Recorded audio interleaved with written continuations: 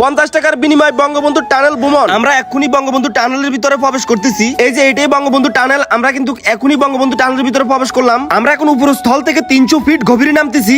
খুব ভয় লাগতেছে গাইস, লাই লাই লাম তো সোবানাকে ইনকুম তুমি না জলেমিন। ও মাই গড ভাই আমার খুব ভয় লাগতেছে ভাই। আরে ভয় পাইও না, হাসো হাসো, আমাদের আল্লাহ আছে, বুকে সাহস রাখো। যতই মনের ভিতরে সাহস আনি, বুকের ভিতরে কিন্তু ধুপধুপ করতেছে, কারণ আমরা মাটির উপরে থেকে 300 ফিট মাটির নিচে। মনে একটাই ভয়, যদি ভেঙে যাই 300 ফিট মাটির নিচ থেকে কে আমাদেরকে উদ্ধার করবে? লাই লাই লাম তো সোবানাকে ইনকুম তুমি না জলেমিন।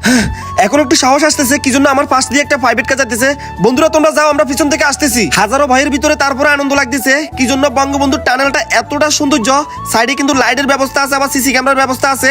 উপরে কিন্তু জেট ফ্যানের ব্যবস্থা করছে, ওটা দিয়ে কিন্তু অক্সিজেন দেয়। এই যে দেখেন আমাদের মাথার উপরে একটা জেট ফ্যান, এরপরে সামনে দেখেন যে আরেকটা জেট ফ্যান। এগুলো দিয়ে মূলত আমাদেরকে অক্সিজেন দেওয়া হয়। এগুলো দিলে ভিতরে আর গরম হয় না, অক্সিজেন আসে। সাইডে অনেক লাইটের ব্যবস্থা। তো অলরেডি আমরা কিন্তু বের হয়ে গেছি, দেখেন এটা কিন্তু আমাদের বের